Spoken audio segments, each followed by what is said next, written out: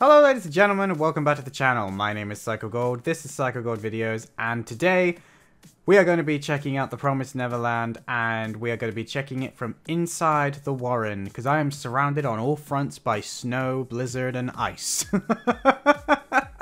So yeah, I don't know, I've filmed two videos back to back, but I don't know which one's going to go up first, so I'm going to cover my basis, but yeah, if you have been following the news of the UK, then you know it's pretty cold over here at the moment, and we were safe from it. We're not anymore. It is literally white, right behind the webcam, which is where my windows are. But anyway, last time on Promised Neverland, we saw Sister Crone do a game of hide and seek with the kids, and everybody was trying to, I say everybody, our three main heroes were trying to train the rest of the kids, and they were using, you know, games to do it, so it was kind of interesting that Crone couldn't catch Norman or Ray because she was very frustrated by that, and it kind of tipped her hat a bit in that she isn't as good as she thinks she is, or she's underestimated the kids. Either way, I'm very curious as to what exactly is going to happen next, so let's just dive in and find out.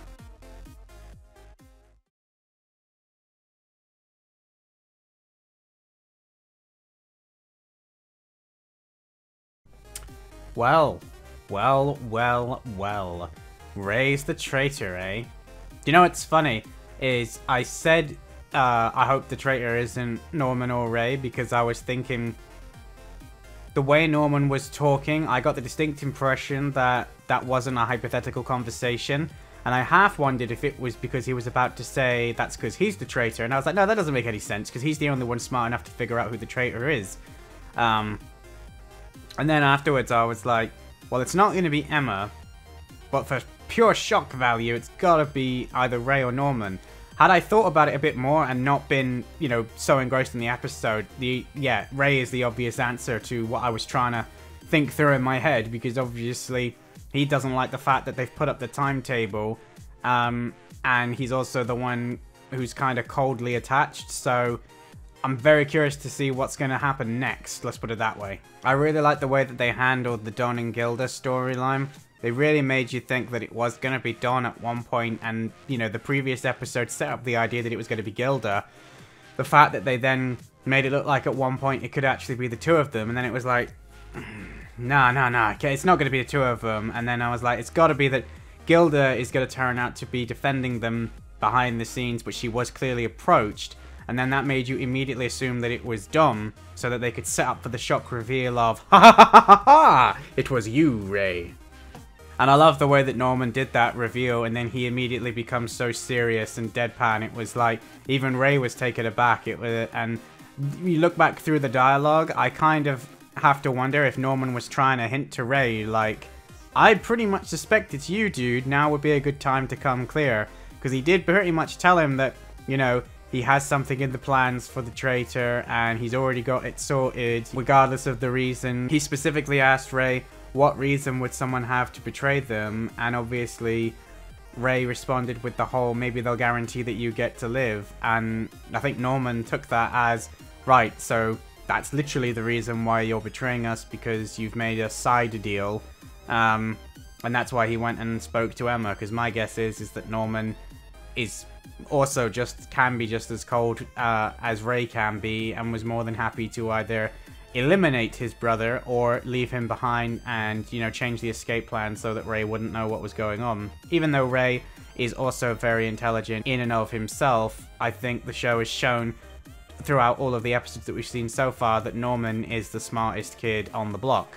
Another moment that was really great in this episode was the atmosphere between Crone and Mom. You know, they are so not friends with each other, it's actually quite comical, but regardless of what Crone might say in the privacy of her own bedroom, she is terrified of Mom when they're in the same vicinity as each other, and obviously we know from previous episodes that Crone has said that Mom is like a legend amongst the industry, for want of a better phrase, so clearly everybody knows that Mom gets results. Mom is not someone you want to mess with. Now, they said that becoming a mom is like a lot of people's end goal, so obviously she isn't the mom, as in that's her name, but we don't know her name, whereas we know Crone is Crone, she's Sister Crone, But we don't know if Mom has a name yet. But I would imagine that at some point we're going to learn, like, maybe another name that everybody else calls her. I can't imagine that they call everyone who they give the job title of Mom, Mom. Because that would get real confusing at conventions, right? The other thing that I'm very curious about is I wonder if the people that are looking after the plantations and the livestock, are they actually humans as well? Who have been brought up in this culture to believe that they are obviously, you know, not livestock, they're superior to them, but, you know, they serve the demons, stroke monsters. Or are they in fact actually demons as well, but for however they've managed to do it, they can like shapeshift, or they've got these human forms somehow, and they're actually just basically monsters in disguise. And maybe when everything hits the fan later in the season, we might actually see that they, you know, shed their humanity and show off exactly what they really look like. And if that's the case, I imagine Mom is going to be absolutely terrifying. But if they are in fact actually humans, I'd be very curious to see how they hold their own in the society outside of the plant.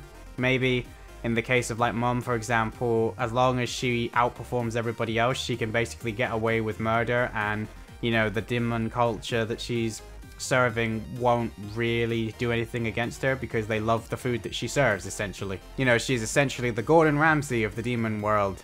If she was able to put up hidden cameras, they could make it a reality TV show and broadcast it for all of the demons to enjoy.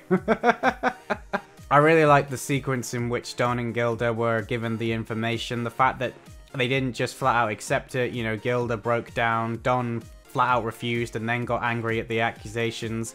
But I find it interesting that Ray was actually the one that convinced them that it was true. But at that point, he must have already been the spy for Mom, right? So I'm hoping that the next episode is going to give us kind of like a timeline of what happened as far as Ray is concerned, because Ray has actually kind of been watching them right from the word go, and you don't know exactly at what point, how long he's been serving Mom. For all we know, Mom might have actually had Ray being the secretive lookout on the rest of the kids from long before they actually decided to do anything about the gate, and he's just doing what he's always done. And, you know, because he found out through Emma and Norman, he wanted to make sure that his own security was ensured before he decided to carry on as per normal. There are so many questions as to what exactly is going on with Ray. We're gonna have to wait until next week to find out, which is slightly annoying, but at least it's only next week and it's not like previous anime where you get a cliffhanger like this and then they go, by the way, we're not gonna be here for another 2 weeks. So it's like, no! So yeah, all in all, I really enjoyed that episode. It is such tense moments, it's so charged with energy, and those sequences where it was like playing through a first-person horror game did not help my heart, man. I was so waiting for like a, you know, Mom or Crone to suddenly appear out of the corner of the screen with one of their creepy facial expressions and jump out of my chair, but thankfully that didn't happen. So it just seemed to be a really odd way of doing it, but it was different, I'll give him that. And with all of that said, I think that about ends it for me. Thank you very much for watching. If you enjoyed it, don't forget to give it a thumbs up. Leave some comments down below letting me know what you thought of the reaction and my thoughts afterwards. Feel free to let me know what you thought of this episode, and if you're new around here, why not click that subscribe button? We have got a lot of anime videos on the horizon, and hopefully there will be some older series that kind of got abandoned coming back, getting finished, and then I'll have a clean slate to carry on with the airing anime and prioritize what exactly I'm going to do next and when. So yeah, that's going to be it for me, guys. As always, my name is Psycho Gold, and I will see you in my next video. Psycho Gold, out.